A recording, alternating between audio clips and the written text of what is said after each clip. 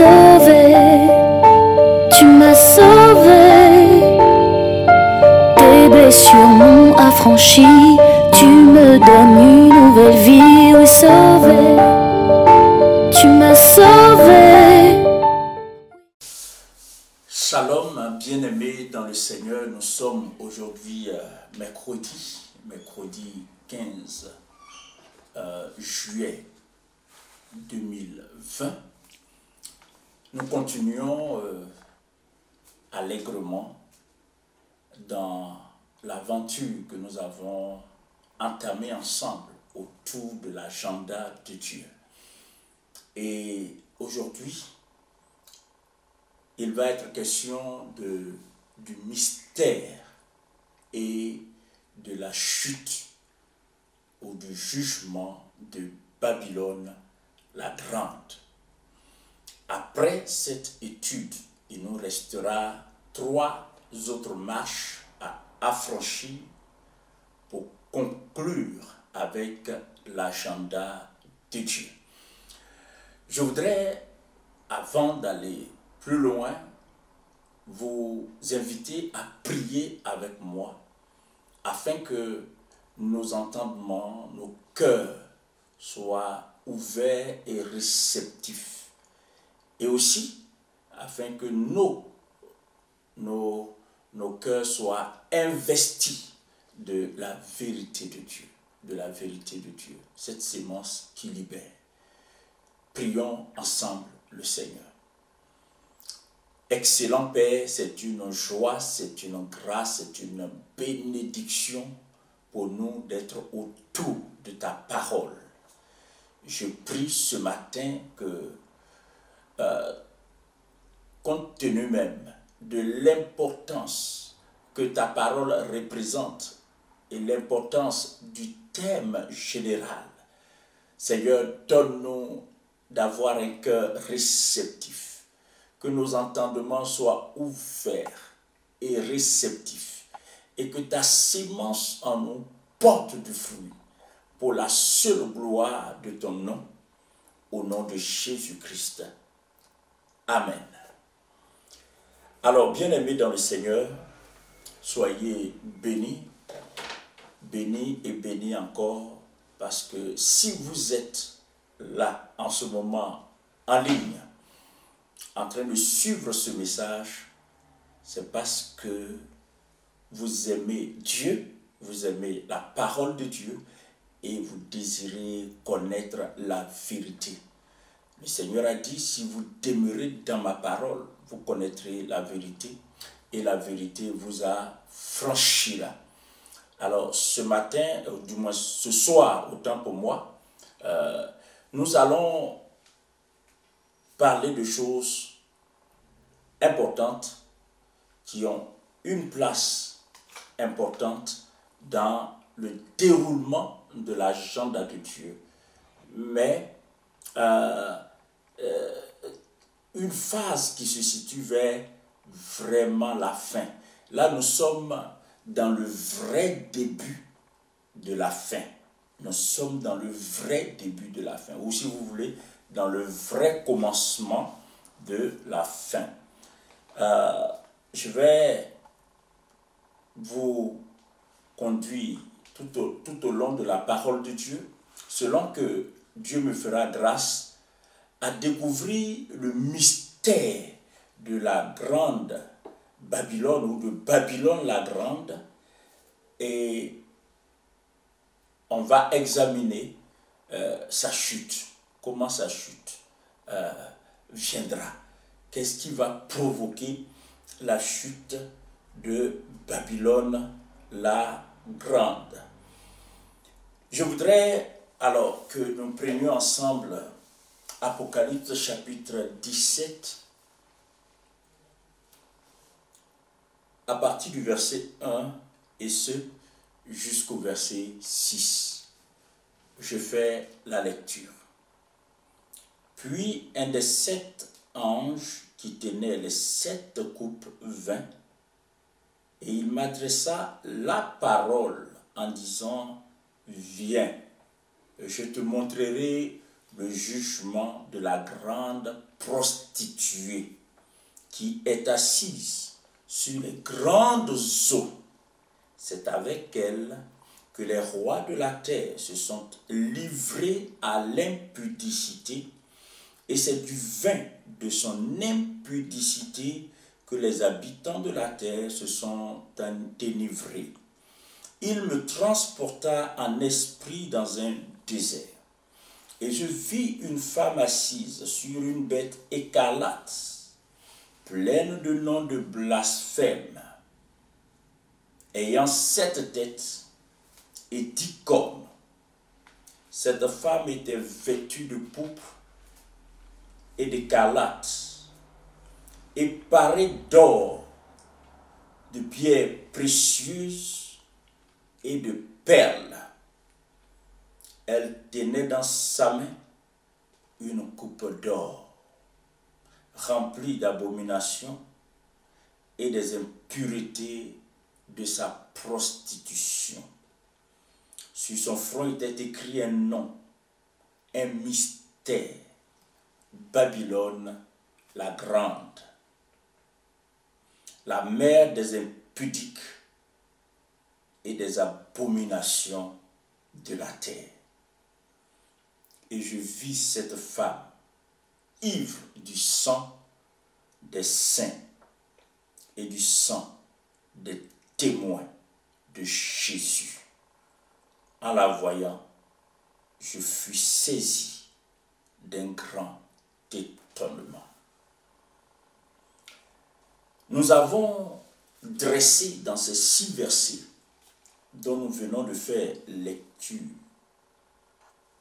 une présentation sommaire de la prostituée de Babylone la grande. Donc une présentation sommaire de Babylone la grande.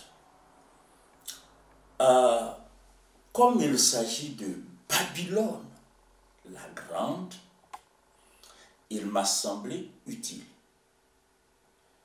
pour aider à une plus grande compréhension du sujet. Il m'a semblé utile de faire un retour dans l'histoire, un feedback, parce que Babylone n'est pas seulement évoquée en Apocalypse, mais Babylone est évoquée à l'aube même de l'histoire de l'humanité. En effet, dès l'aube de l'histoire de l'humanité, après le déluge, après donc le déluge, on assiste à la volonté humaine de bâtir une tour que nous connaissons aujourd'hui sous l'appellation de tour de Babel. Ce projet avait été initié par un certain Nimrod. Le but, c'était pour ceux qui s'étaient engagés dans cette entreprise, l'objectif c'était d'aller jusqu'à Dieu. D'aller jusqu'à Dieu. Une tour qui s'élèverait jusqu'à Dieu. Dieu n'a pas supporté cet affront, et donc Dieu a jugé les hommes de cette époque avec Nimrod à leur tête. C'est ainsi qu'il va avoir ce qu'on appelle la confusion des langues d'une part et d'autre part la dispersion de la population existante sur la terre à cette époque sur toute la face de la terre. Cette dispersion a engendré avec elle la vulgarisation de la rébellion qui avait commencé et qui s'était cristallisée dans la réalisation du projet de la construction de la tour de Babel. L'initiateur de cette tour, de ce projet du nom de Nimrod, Nimrod veut dire rebelle. Nimrod veut dire rebelle. Et cette tour n'a pas été achevée.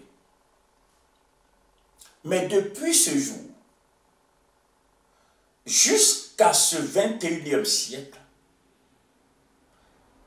de génération en génération, les hommes ont déployé des moyens colossaux en termes de spiritualité occulte, en termes de moyens financiers, en termes de moyens intellectuels, en termes de communication, etc., etc. Les hommes, donc, ont déployé des moyens colossaux pour achever ou pour tenter d'achever ce que Nimrod avait commencé.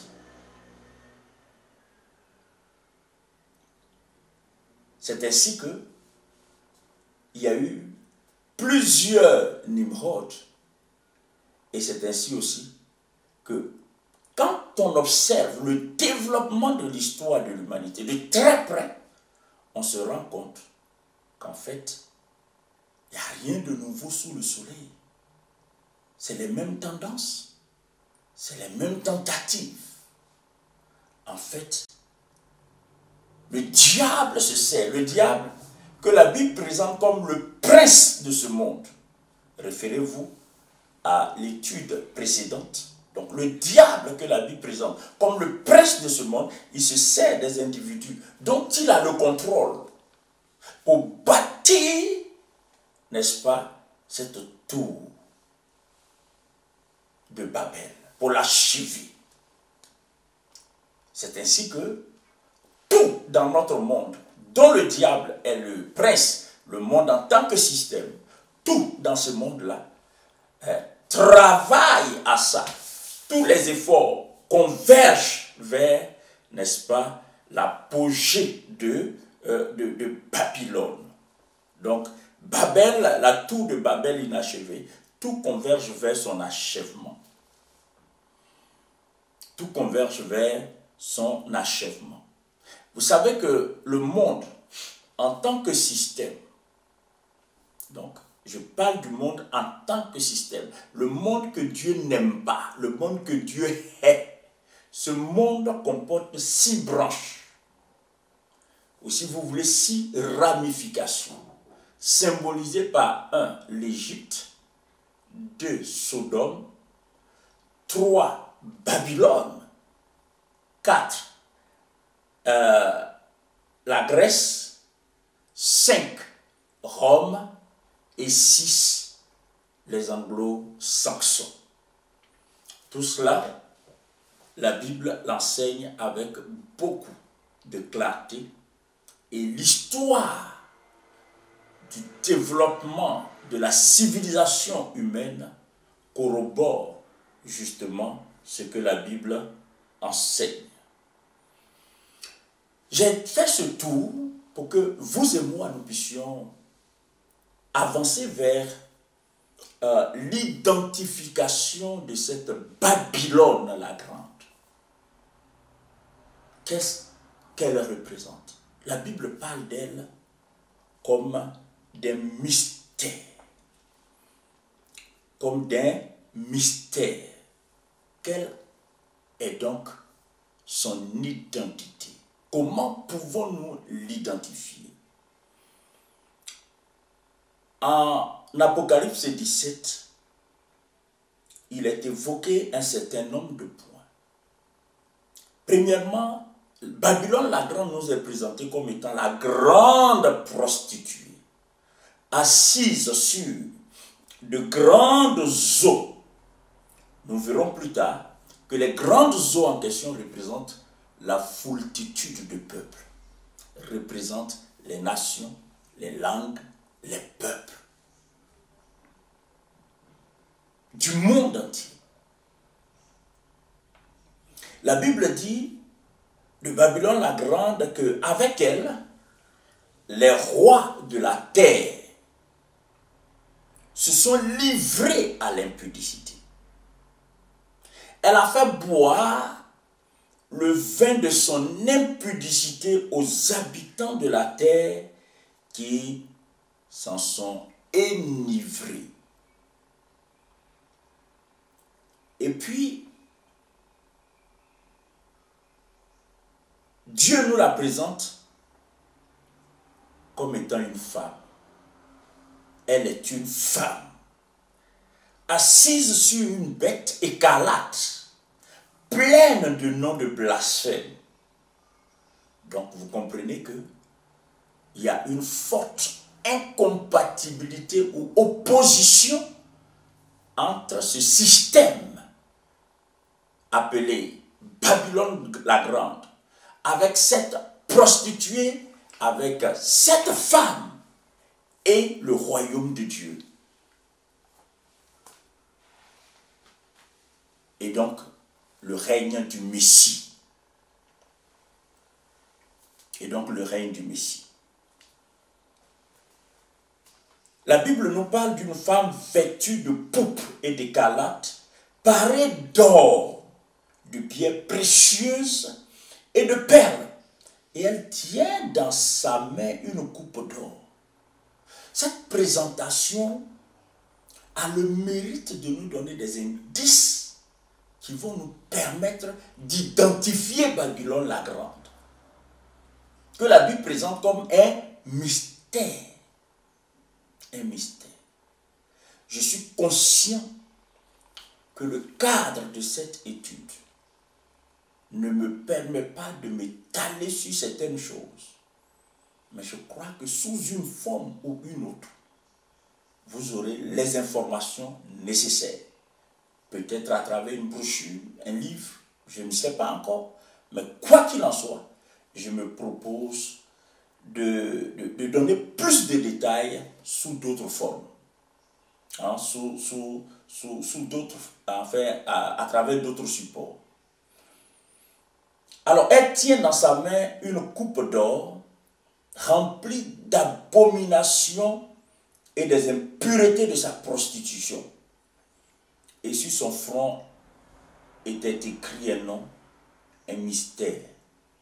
Babylone, la Grande, la mère des impudiques et des abominations de la terre.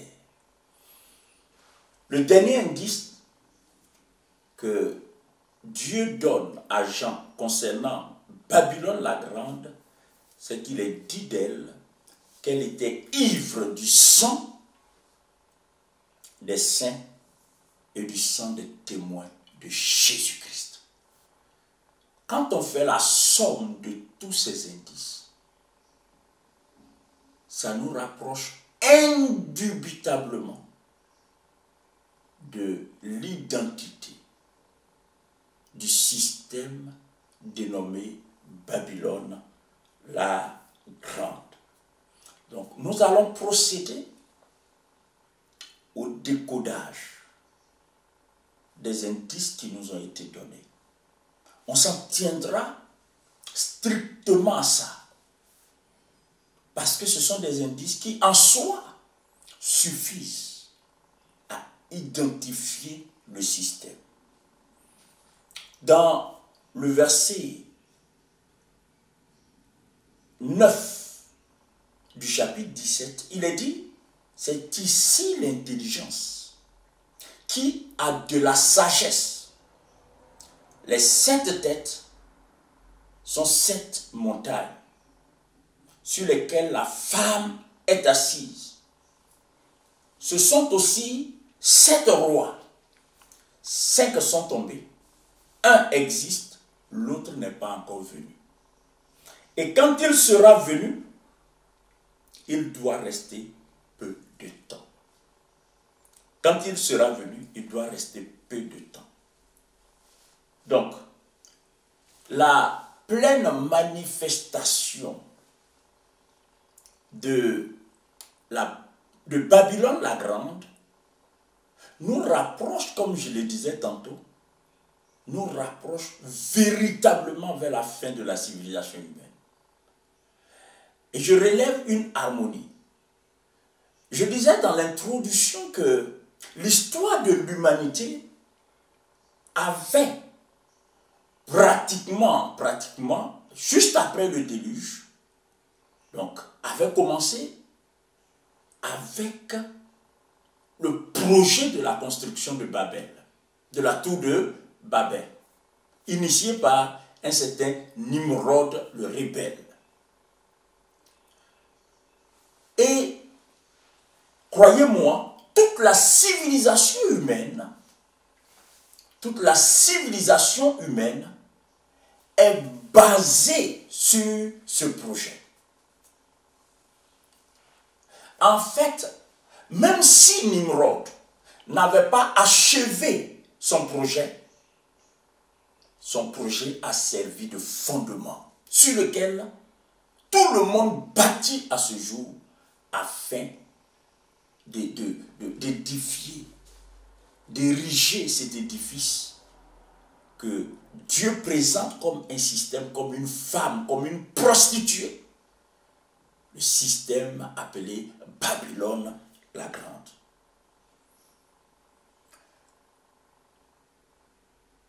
Pour identifier la femme, il nous faut identifier la bête.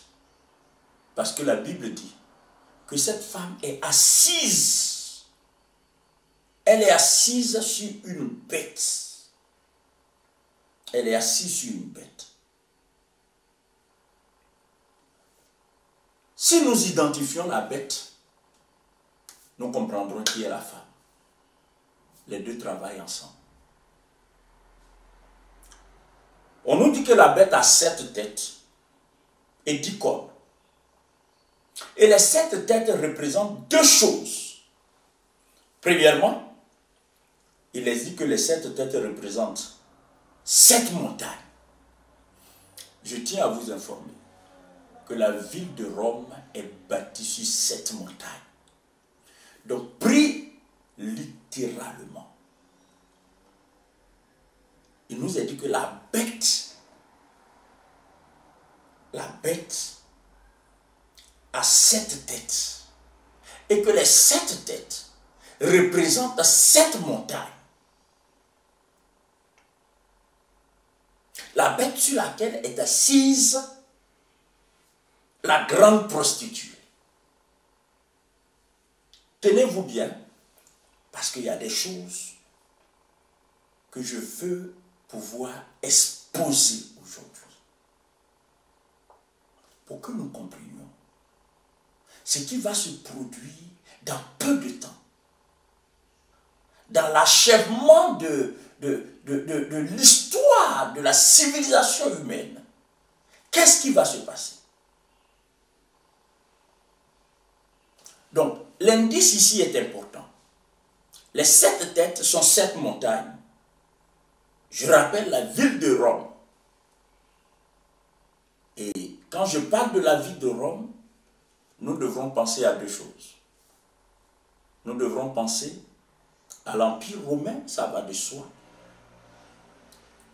À l'Empire romain que nous savons qui ressuscitera de ses cendres. Et puis la deuxième chose, quand on parle de Rome, ça nous fait penser au Vatican. Le Vatican qui est le siège mondial du catholicisme romain. Donc, le Vatican. Donc, les 7 têtes représentent 7 montagnes. Et les 7 montagnes symbolisent 7 royaumes qui sont à l'origine de la Grande Babylone. Donc, vous voyez, ça c'est le langage biblique. Dieu peut employer un seul mot pour dire beaucoup de choses.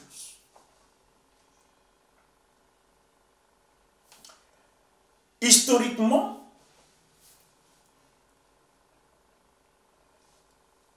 il y a eu 7 royaumes qui se sont succédés jusqu'à ce jour. Historiquement, le premier grand royaume fut l'Égypte. Le deuxième, la Syrie. Le troisième, Babylone. Le quatrième, le royaume des Mèdes et des Perses. Le cinquième, la Grèce sous Alexandre le Grand.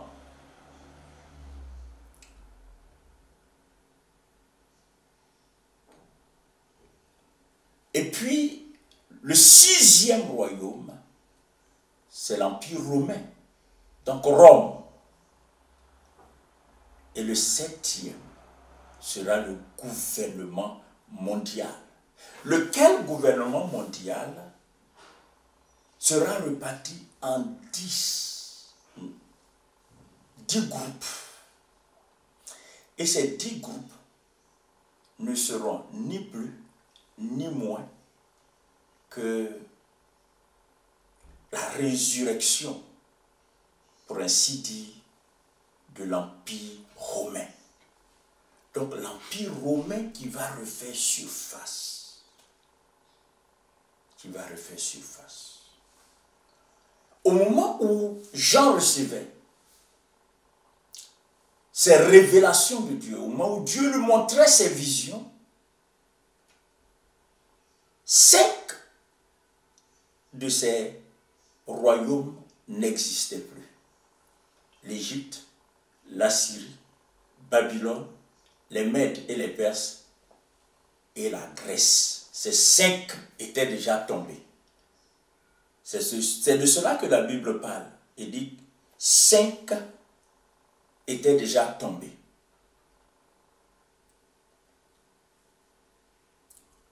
Apocalypse chapitre 17, verset 9 à 10, il est dit, c'est ici l'intelligence qui a de la sagesse. Les 7 têtes sont 7 montagnes sur lesquelles la femme est assise.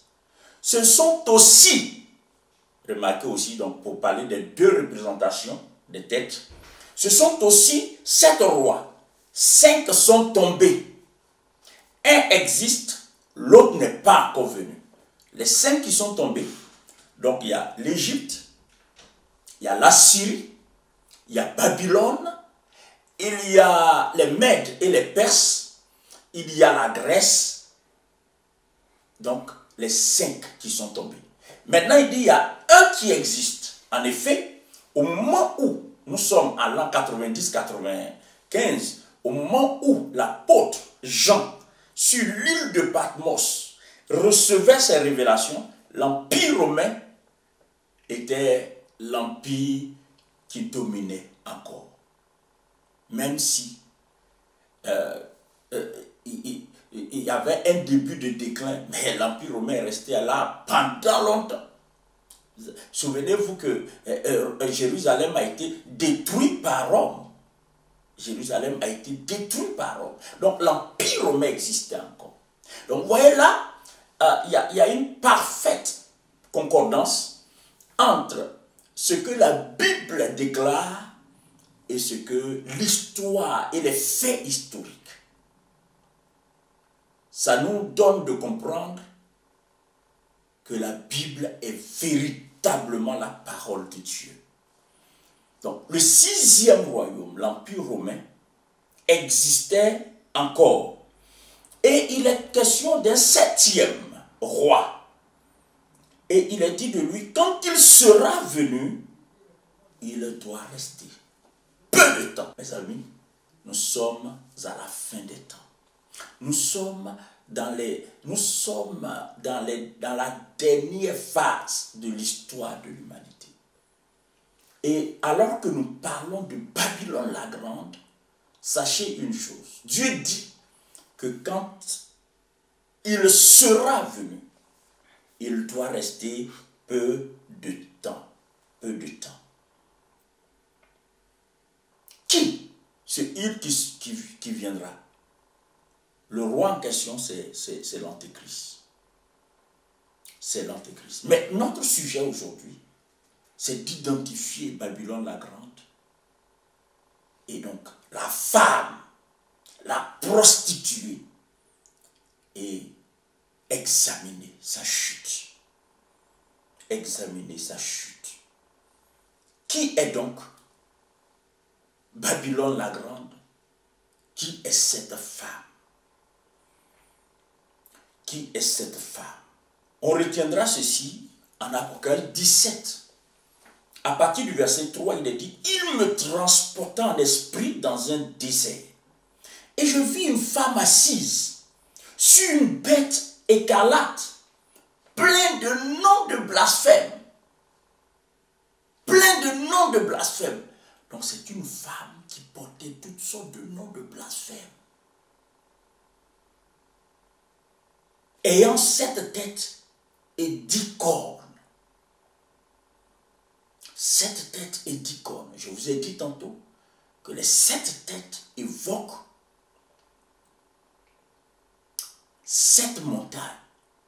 Rome est bâtie sur cette montagne. 10 cornes, c'est 10 nations. Les 10 nations en question sont les 10 grandes répartitions mondiales de l'Empire romain qui aura ressurgi de ses cendres. Cette femme était vêtue de pourpre et d'écarlate. Donc, ici, nous avons affaire à quelque chose de très extravagant.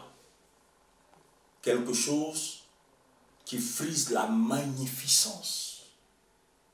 La magnificence.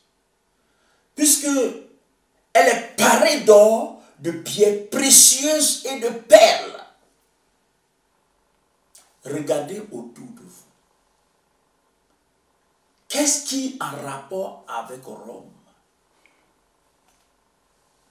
fait étalage d'autant d'éclat, de magnificence, de richesse matérielle, à travers les apparences, si ce n'est le catholicisme romain.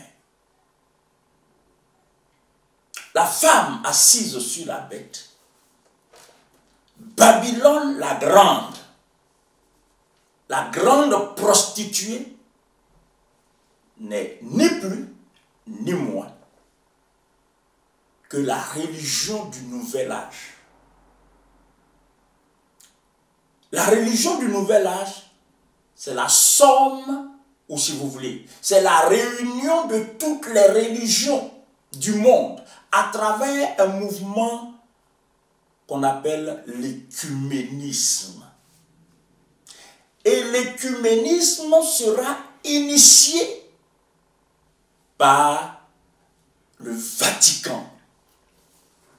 D'ailleurs, il y a quelques années en arrière, à Assise,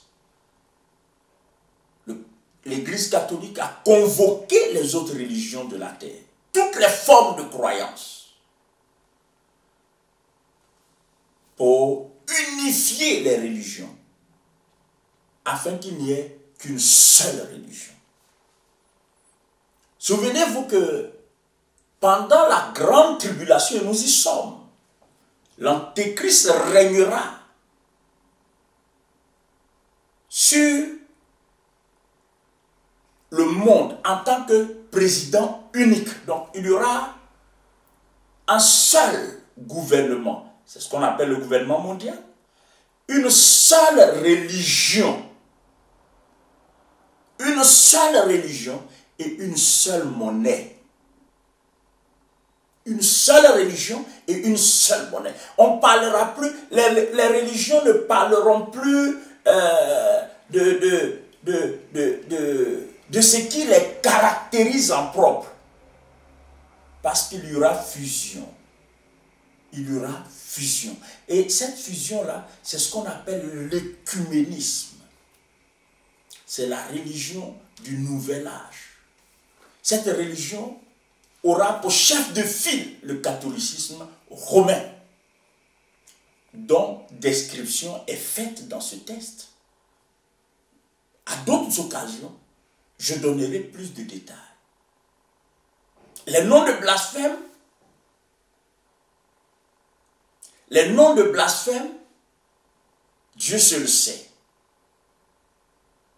que cette institution emporte. Vous savez que c'est au sein du catholicisme romain que leur évêque principal, le pape, se fait appeler le vicaire de Dieu. Le vicaire de Dieu, c'est un blasphème. Ça veut dire, en fait, il se mesure à Dieu, en fait. Quand on appelle le pape sa sainteté, le pape, qui peut se prévaloir d'un tel titre devant Dieu? Surtout quelqu'un qui dit être le porte-parole de Dieu. Et puis vous connaissez un autre nom, souverain pontife. Ah, vous savez, le mot pontife veut dire dans son étymologie, veut dire bâtisseur de pont. Bâtisseur de pont. Donc vous comprenez plus tard pourquoi les évêques, n'est-ce pas, du Vatican vont travailler d'arrache-pied pour unir toutes les religions de la terre. Les bouddhistes, les musulmans, les Ekankas, toutes les religions. En fait, Babylone, pourquoi Babylone la Grande? Parce que, premièrement, ce sera un fourre-tout religieux. Un fourre-tout religieux. C'est-à-dire, tout passera. Tout. Peu importe ce que tu crois, tu es le bienvenu. Toutes les croyances seront accueillies à bras ouverts. C'est ça Babylone la Grande. C'est pourquoi la Bible dit, d'elle qu'elle est assise sur de grandes eaux. Et la Bible est claire là-dessus. Hein? Sur de grandes eaux. Apocalypse 17, verset 15 dit ceci. Il me dit, les eaux que tu as vues, sur lesquelles la prostituée est assise, ce sont des peuples, des foules, des nations et des langues. Des peuples, des foules, des nations et des langues. Tout le monde, même les athées auront leur place. Même les athées. Tu crois tu es bienvenu, tu ne crois pas tu es bienvenu. Il n'est pas nécessaire de croire en Jésus. En tout cas, pas pour Babylone la Grande. La Bible dit d'elle qu'elle tenait une coupe. Mais pas une coupe allusion aux prières des saints.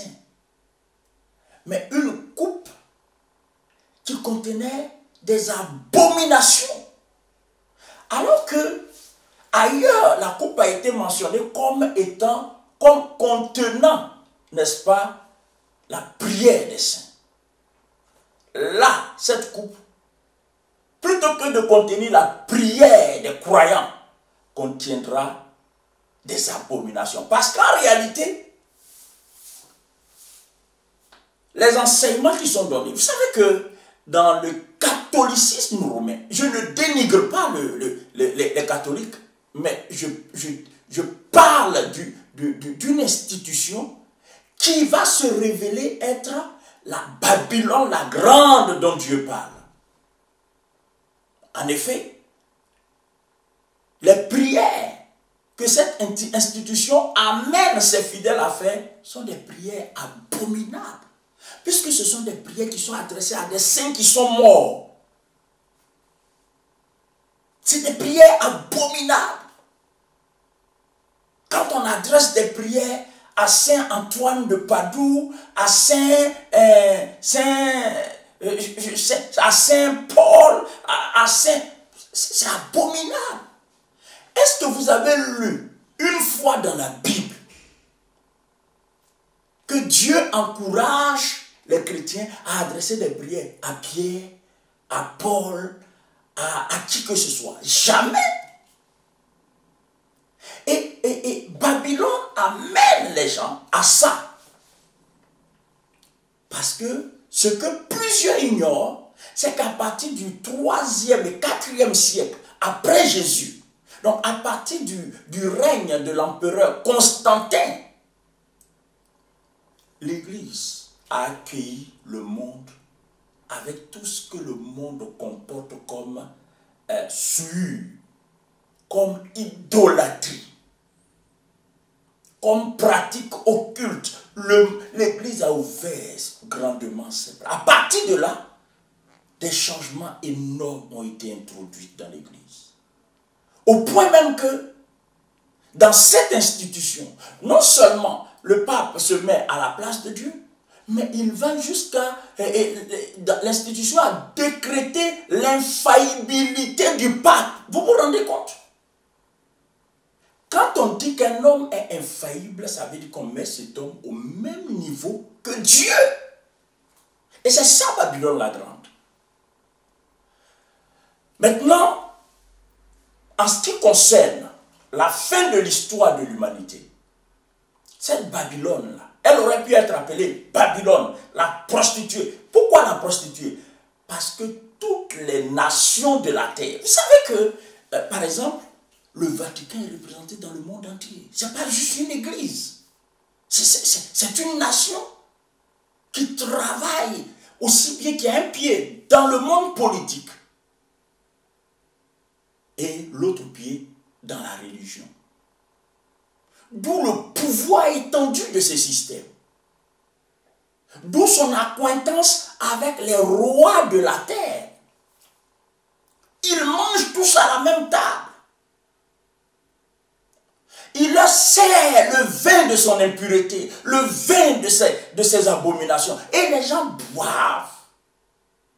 Mais les mêmes rois, les mêmes autorités, quand on leur présente le véritable évangile, ils sont réfractaires.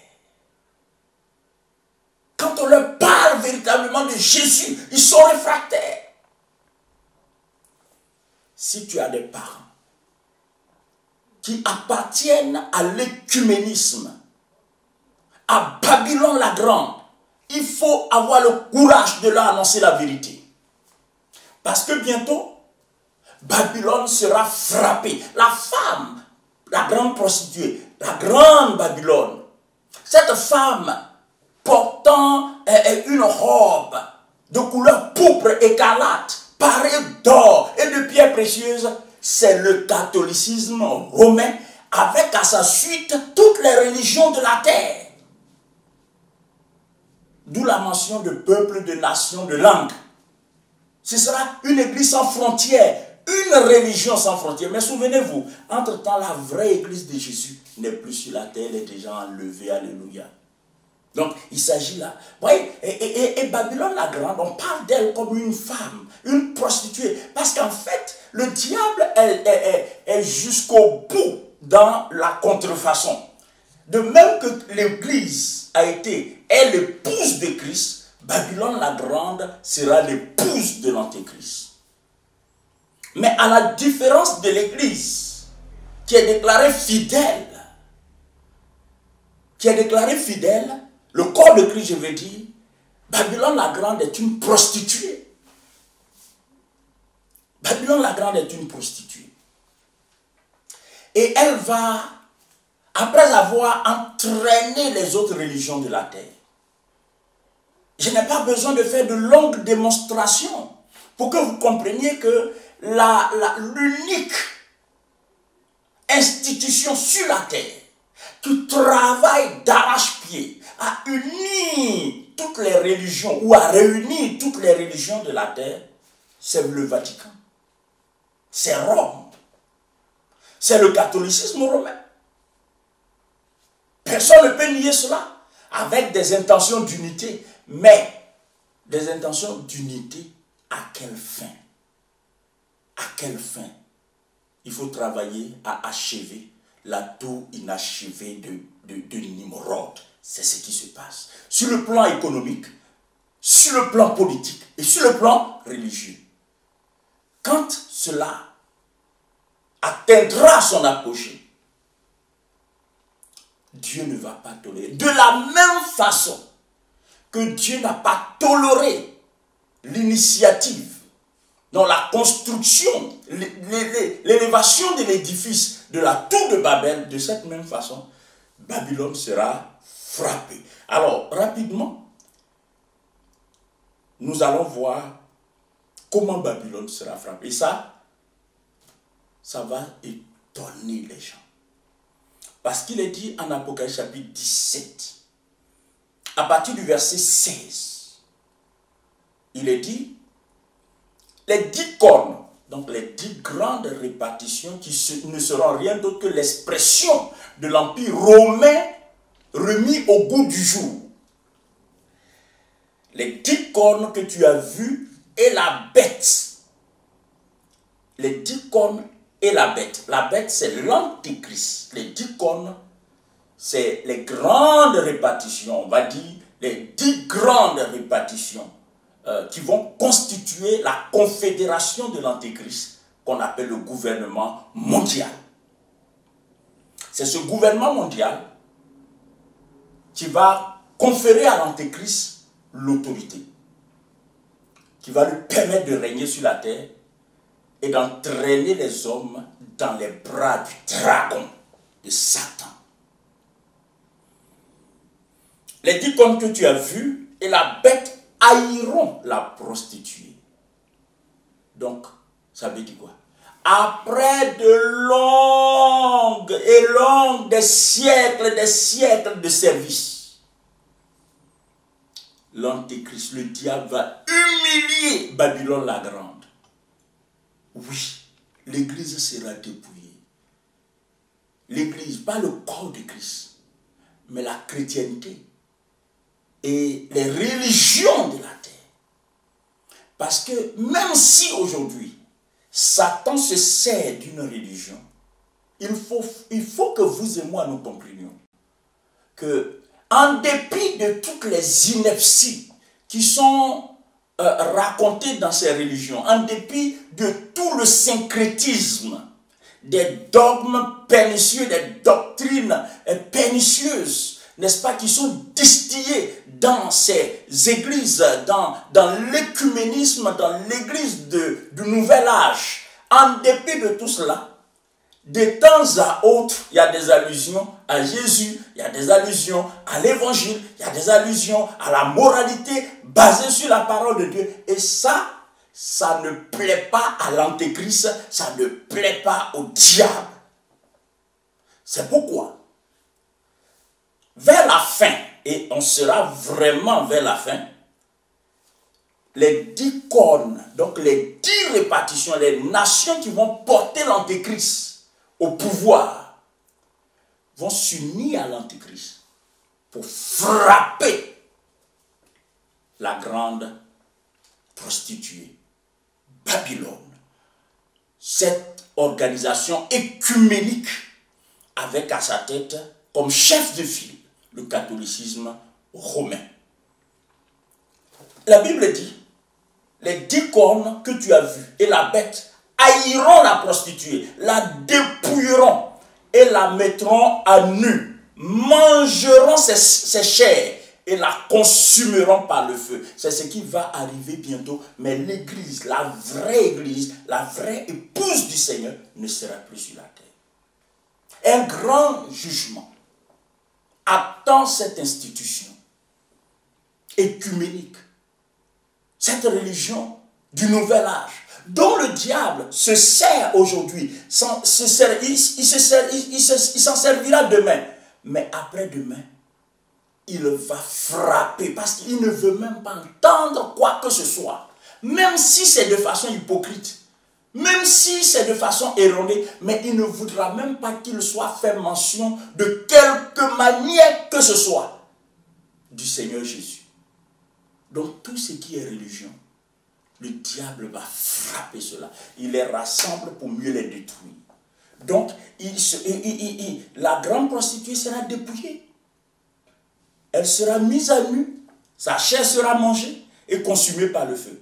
Verset 17. Car Dieu a mis dans leur cœur d'exécuter son dessein et d'exécuter un même dessein et de donner leur royauté à la bête jusqu'à ce que les paroles de Dieu soient accomplies.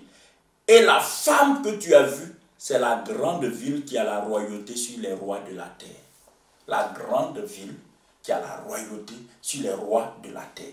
Jusqu'à récemment, les rois en Europe étaient investis par Rome. Ici en Europe, la plupart des rois étaient investis par Rome. Jusqu'à ce qu'il y ait l'avènement de la démocratie. Mais en apparence, le pouvoir de Rome a été atténué. Mais dans le fond, ce pouvoir est toujours d'actualité. Est toujours d'actualité. La plupart des chefs d'État sont en relation étroite avec le Vatican et ne font rien sans informer le Vatican, mieux, sans l'accord du Vatican. Dans presque tous les pays du monde, il y a des nonces apostoliques qui tiennent lieu d'ambassadeurs. On parle quand même d'une église, quoi. On parle quand même de démocratie, et dans les démocraties, on parle de séparation de pouvoir entre l'État et l'église. Mais, malgré cette séparation, non, l'église catholique a des ambassadeurs. Et qui de fois même occupent le rang de doyen du corps diplomatique, parce que quand on les affecte quelque part, ils y mettent du temps. Donc, il n'y a rien qui se passe dans le monde sans qu'ils en soient informés. Et il n'y a rien qui se passe au sein des religions de la terre sans qu'ils en soient informés. Alors, trouvez-moi une autre institution ayant une telle étendue de pouvoir. Trouvez-moi une telle. Les musulmans n'ont pas ce pouvoir. Parce que les musulmans n'ont pas d'ambassadeurs qui les représentent en tant que tels. Ils ont des imams, c'est tout. Ouais. Donc l'église catholique est la grande prostituée. On ne peut pas cacher cela. Il y a d'ailleurs des catholiques qui le savent. Mais elle ne sera pas seule, parce qu'elle va entraîner avec elle toutes les religions de la terre. Les fausses religions. En fait, quand on dit fausse religion, c'est... comment on va dire ça? C'est du pléonasme, en fait. Parce qu'en réalité, une religion, elle est déjà fausse. La vraie piété n'est pas une religion. La vraie piété, c'est une démarche qui honore Dieu. La religion est le produit de l'invention humaine. Tandis que la piété, la vraie, la piété biblique est l'œuvre du Saint-Esprit. Est l'œuvre du Saint-Esprit. Verset 10, chapitre 18. Après cela, je vis descendre du ciel un autre ange qui avait une grande autorité et la terre fut éclairée de sa gloire. Il cria d'une voix forte, disant, elle est tombée, Babylone la grande, elle est devenue une habitation de démons.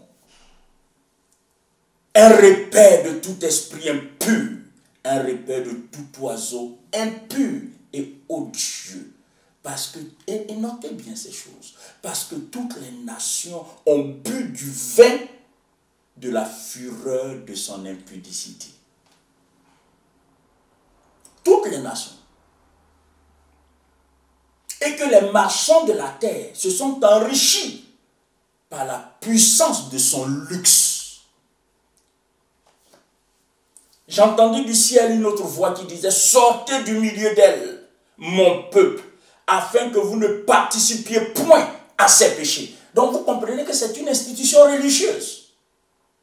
Ce n'est pas une institution politique. Il dit, sortez du milieu d'elle. C'est un système.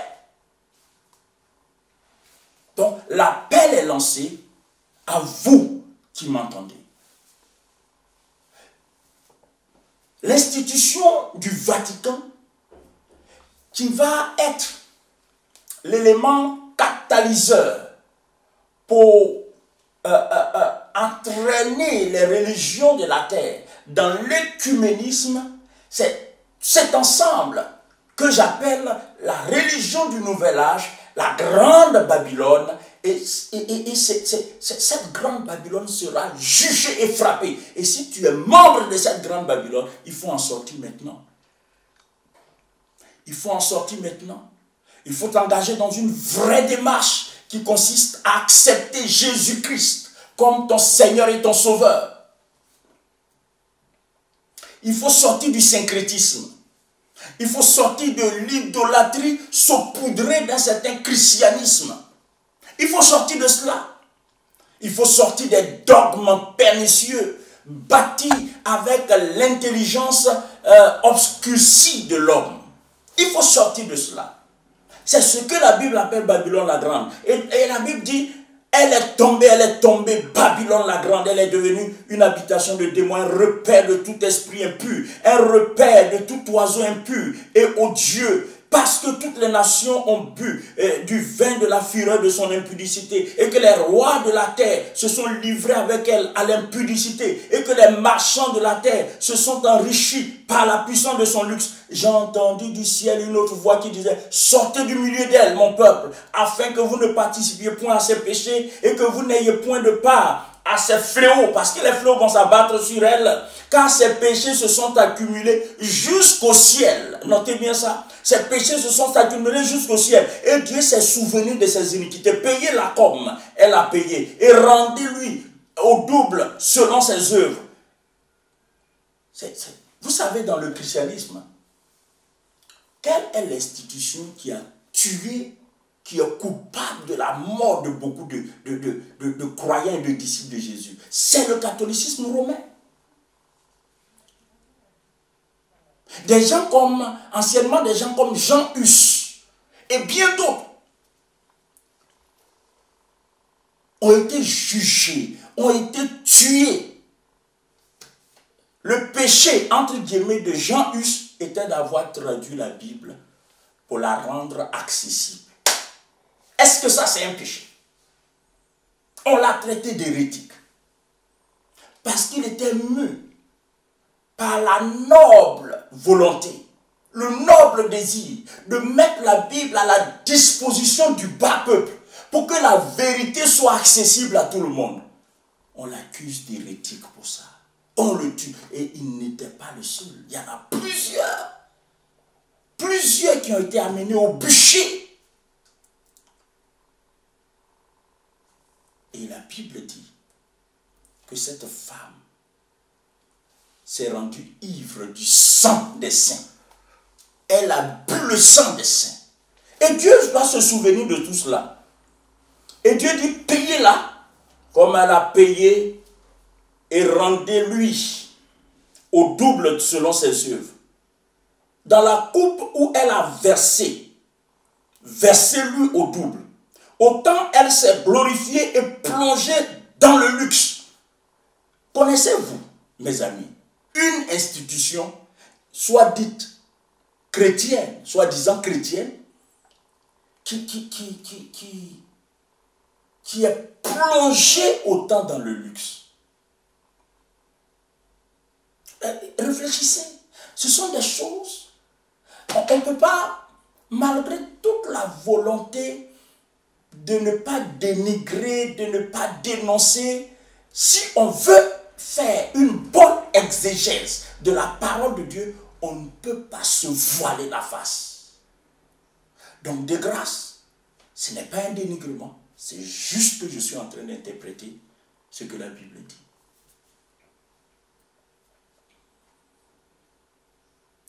Autant elle s'est glorifiée et plongée dans le luxe, autant donnez-lui de tourments et de deuil. Parce qu'elle a dit en son cœur, je suis assise en reine, je ne suis point veuve, je ne verrai point de deuil.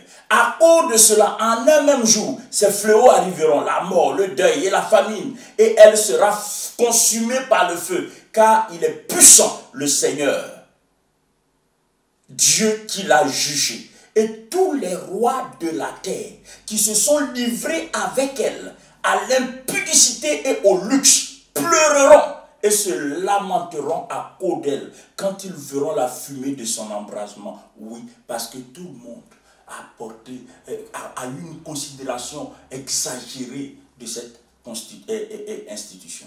Vous savez, il y a des endroits où les chefs d'État, les gouverneurs de ce monde, n'ont de considération que pour le catholicisme romain. C'est leur choix. Mais la Bible dit, tous ceux qui ont bu du vin de son impudicité seront jugés aussi. Et les marchands de la terre pleurent et sont dans le deuil à cause d'elle.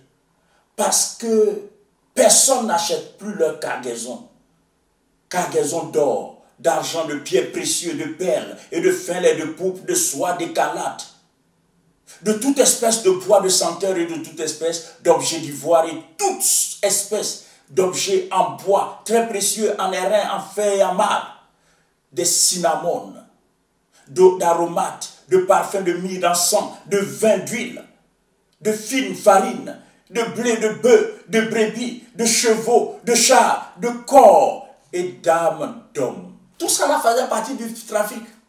Tout ça faisait partie du trafic. Tout ça faisait partie du trafic.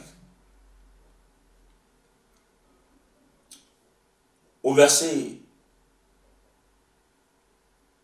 17, il est dit, et tous les pilotes, tous ceux qui naviguent vers ce lieu, les marins, et tous ceux qui exploitent la mer se tenaient éloignés. Et ils s'écriaient en voyant la fumée de son embrasement. Quelle ville était semblable à la grande ville? Ils jetaient de la poussière sur leur tête. Ils pleuraient, ils étaient dans le deuil. Ils étaient dans le deuil. Ils criaient et disaient, malheur, malheur, la grande ville où se sont enrichis par son opulence tous ceux qui ont des navires sur la mer, et en une seule heure, elle a été détruite. Ciel, réjouis-toi sur elle. Et vous, les saints, les apôtres et les prophètes, réjouissez-vous, car Dieu vous a fait justice en la jugeant. Vous comprenez? Dieu vous a fait justice en la jugeant. Alors un ange puissant prit une pierre semblable à une grande meule et la jeta dans la mer en disant, ainsi sera précipitée avec violence Babylone, la grande ville, et elle ne sera plus trouvée. Et l'on n'entendra plus chez elle les sons des joueurs de harpe, des musiciens, des joueurs de flûte, des joueurs de trompette. On ne trouvera plus chez toi aucun artisan d'un métier quelconque. On n'entendra plus chez toi le bruit de la meule. La lumière de la lampe ne brillera plus chez toi, et la voix de l'époux et de l'épouse ne sera plus entendue chez toi, parce que tous tes marchands étaient les grands de la terre. Vous comprenez? Parce que toutes les nations étaient séduites par tes enchantements, et parce qu'on a trouvé chez elles le sang des prophètes et des saints, et de tous ceux qui ont été égorgés sur la terre. Mes amis, voici en quelques mots comment Dieu décrit la chute, le jugement et la chute de Babylone la Grande. Le mercredi prochain, nous allons toucher une étape importante de l'agenda de Dieu. La célébration des noces de l'agneau. La célébration des noces de l'agneau. Avant cela, partagez massivement ce message. Partagez ça à tout le monde. Parce que le monde a besoin d'être averti. Averti. Pour ne pas que les gens disent qu'on ne le savait pas. Que Dieu vous bénisse. Et à mercredi prochain, à la même heure, pour examiner ensemble cette belle phase de l'agenda de Dieu. Une phase exclusivement réservée à l'Église, déjà enlevée. Déjà enlevée, l'Église sera déjà dans le ciel avec le Seigneur. Et là, il y aura la célébration des noces de l'agneau. Que Dieu vous bénisse, qu'il bénisse sa parole. Et donnons écho à cette parole. Soyons des maillons qui vont permettre le retentissement de cette parole le plus loin possible, en partageant et en encourageant nos amis à partager. Soyez bénis. Soyez bénis. Seigneur, merci. arrose cette parole dans nos cœurs. Laisse qu'elle suscite en nous, Seigneur, une prise de conscience là où c'est nécessaire. Un plus grand amour pour toi, pour ta parole, là où c'est nécessaire. Bref, qu'elle amène des gens à capituler devant toi et à t'accepter comme leur Seigneur et Sauveur au nom de Jésus-Christ. Amen.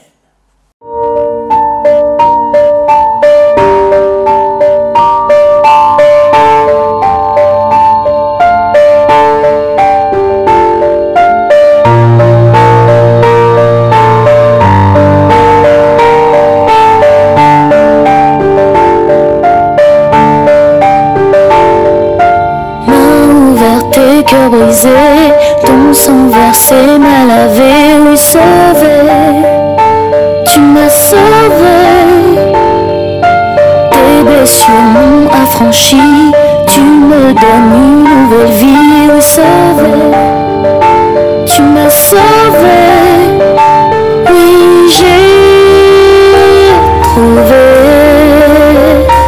ta grâce.